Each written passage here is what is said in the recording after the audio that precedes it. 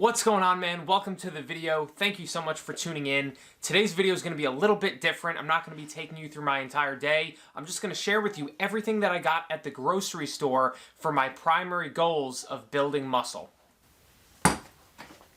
So if you also have goals of building muscle and you're in a lean bulking phase, hopefully you can grab several ideas from everything that I share with you here today. And even if you have fat loss goals and you want to get leaner, some of these might be a very good option for you, and I'll let you know how I differentiate these products when I am in a fat loss phase.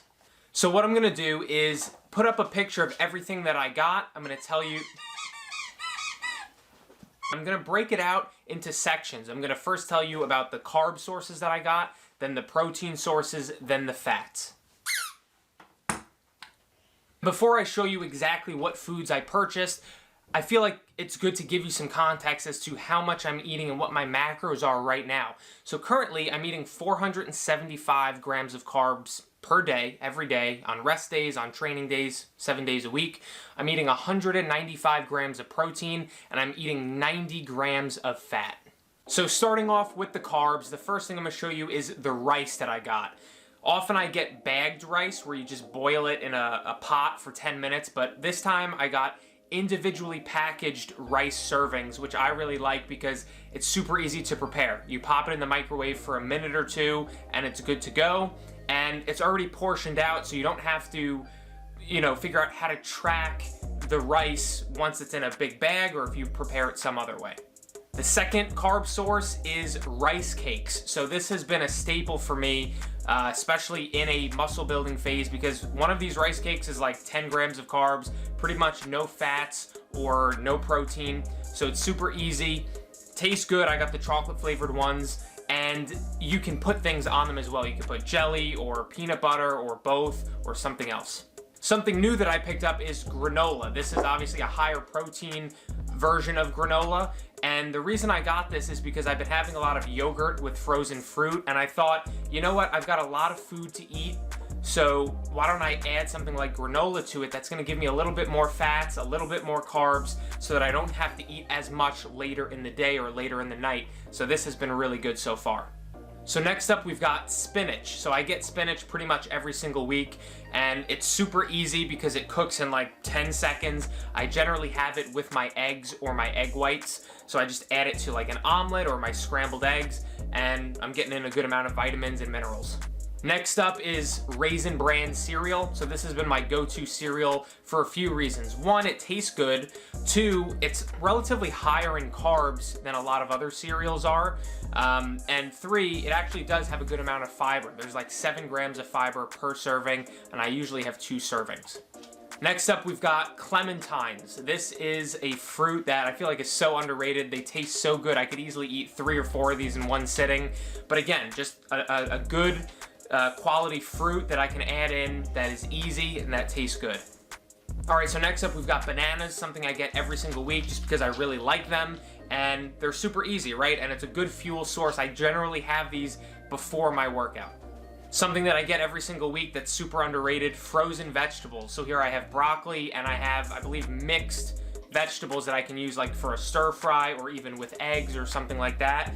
But again, super underrated because when a vegetable is frozen, it's often frozen shortly after being picked, from what I understand. So it retains all the vitamins, the minerals, and also you don't have to worry about it going bad. I found that when I was buying fresh broccoli, I wouldn't cook it and it would go bad after a week. So now I always have frozen vegetables in the freezer that are ready to go. Literally, you heat them up in the microwave for 2 minutes and it's super easy and quick. Something else I've been liking a lot is jelly. I'm getting the strawberry jelly, and again, this is something that I generally don't have a lot of in a fat loss phase because it's just straight carbs. There's not a whole lot of nutritional value, pretty much no nutritional value. It's just helping me easily get in some additional carbs without having to eat high volume foods like rice or pasta or oatmeal if like I'm in a situation where I'm pretty full but I still need to eat more. Here we've got Cliff Bars. This is something new that I just picked up this week. I have had them in the past, but these aren't great macros, right, for a bar, and it's definitely not a protein bar. Some people see these as a protein bar. There's only 9 grams of protein.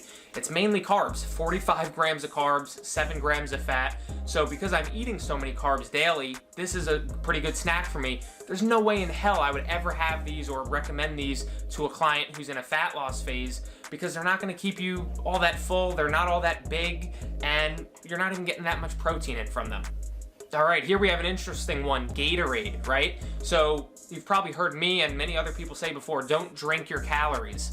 That's going to make it harder for you if you're trying to lose weight and get leaner, and that's absolutely true. There's no way I would drink this if I was trying to get leaner and if I was in a fat loss phase. But because I am having so many carbs, there's been multiple times throughout the week where I find myself at 8 or 9 p.m. and I need to have 100 grams of carbs or 70 grams of carbs, and I'm not even hungry. So this is just basically used as a backup, right? If I need to get in some additional carbs before the end of the night and I don't want to eat a whole lot of food, this is not something I'll be having every day, just something to use as a backup. And here we go, one of my favorites and the final carb source that I got is bread and bagels. So I've got like a whole wheat style bread here that's gonna give me a decent amount of fiber, and I've got bagels simply for taste and for carbs. I have either of these most days, and there's nothing wrong with that. And obviously, if I was in a fat loss phase, I probably wouldn't go with these. I'd probably swap them out for something like an English muffin, which is like half the amount of calories and half the amount of carbs, or even something like a bagel thin, which is just a much thinner, calorie-friendly bagel. So there you have it. That's pretty much all the carbs that I got this week, or mainly carb sources that I'm going to be going to. Next, let's cover the proteins. So the first protein I picked up is eggs, and this could be argued that it's more of a fat source. There's about 6 grams of protein per egg and about 5 grams of fat. So it's actually not super protein dense, but it's good, and they're healthy as well. Now here's where the real protein comes in the breakfast style meals, and it's egg whites. So if you're not buying liquid egg whites in the carton like this, you're missing out, because this is just straight protein. Per 3 tablespoons, it is 5 grams of protein, no carbs, no fats. So often I'll use 12 or 15 tablespoons and just add it to my breakfast or add it to my first meal, just to add an additional 20 or 30 grams of protein. Here's one I've been really liking as a snack lately, and it's Greek yogurt, specifically the Oikos Greek yogurt. And they have the 000 yogurt, which has about 15 grams of protein, 10 grams of carbs, no fat. This version, the Oikos Pro, has 20 grams of protein just in that little serving size cup, which is pretty amazing. So I've been getting those every single week. This week I also came across this Ratio brand Greek yogurt, which says it has 25 grams of protein in that little cup. So I figured I'll give that a try. Those are really good macros, and this is something I've been having after my workout for the last couple months. And the final thing I picked up for protein was ground turkey. I've got 93% lean ground turkey. I've got a big 3-pound container of it. I have this multiple times throughout the week, and something that's worth noting is that I do already have chicken in the house. So I would have picked that up, but I've got chicken all ready to go, and those are going to be my main protein sources, as well as protein powder, which I already have here at the house. And all of these protein sources are good options if you're in a fat loss phase as well. They're all relatively lean, meaning they don't have a lot of fat in them, and they're gonna help you stay full. Okay, let's cover the fat sources that I got, and generally I get most of my fat just naturally from the meats and the protein sources that I'm eating. But because I am further along in my muscle building phase and I am eating more fat than I ever have before, I'm eating about 90 grams of fat per day, I've found that I've been low on fat a lot of nights. And I've had to have more butter or, have more eggs than I normally would. So I actually went out and searched for strictly fat sources for pretty much the first time in a long time. So here they are. So the first one is I got these pistachio nuts, which taste really great. Any nuts at all, almonds, peanuts, cashews, are super high in fat, extremely calorie dense for that reason. So they're actually not a snack I would recommend if you're in a fat loss phase. And to be honest, there's no way in hell I would ever be eating these in a fat loss phase where I'm trying to get as shredded as possible, because they just rack up the calories so quickly. You're just putting yourself at a disadvantage by having like calorie dense snacks like that. But for me, it's a good option because I'm trying to eat a lot more food and a lot more fat. Here we go with another good fat source, an avocado. Again, this is something that I generally don't eat in a fat loss phase, because in a fat loss phase, I'm eating between 50 and 60 grams of fat, not 90. So I'm eating almost double the amount of fat than I would in a fat loss phase. Not to say these fat sources are unhealthy. Nuts, avocados, this stuff is healthy and they have benefits. They're just very calorie dense. So this is another option that I'm gonna add with maybe a chicken dish or maybe into a salad or something like that, that's gonna give me plenty of extra fats coming from a good quality source. And the final fat source and final product I'm going to show you here is almond milk. And this isn't really a fat source. There's only 1 gram of carbs, 1 gram of protein, and 2.5 grams of fat. So because it's, more fat, I'll include it as a fat source, but I'm not drinking this to try to get fats, if that makes sense. And this is a good option if you're in a fat loss phase because it's so low calorie, 30 calories per cup, which is amazing, and it's a great alternative to regular milk. And if you're watching this saying, holy shit, Jesse, I can't even imagine eating that much food. I don't know how you're doing that. It's important to know that I didn't just overnight say I'm gonna eat this amount of food. I'm gonna eat 3,500 calories.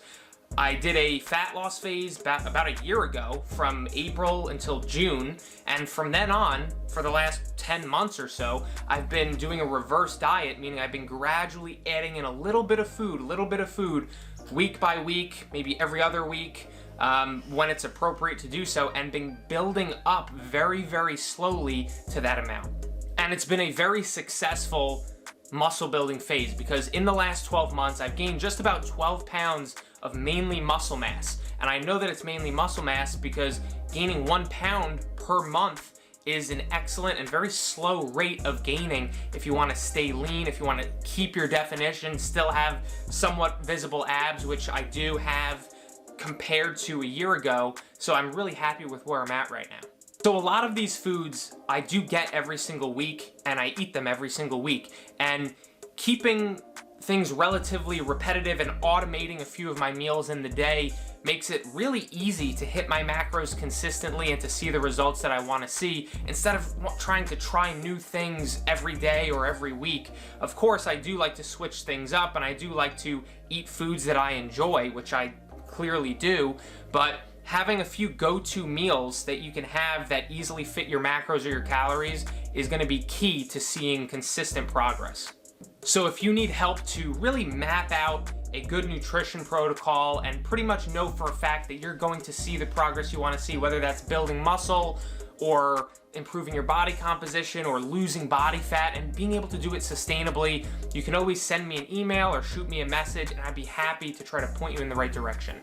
But I'm gonna wrap up the video here, man. I hope that this was somewhat helpful to see the things that I'm literally buying at the grocery store every single day. It was kind of an experiment to see, if this would be helpful or not. So let me know down below in the comments if you'd like to see more videos like this, or if you watch the whole thing, give the video a thumbs up because it really helps me get this video out to more people who might be helped by seeing it. And if you'd like to get notified when I make more videos just like this one every single week, go ahead, click subscribe, and I will see you on the next video.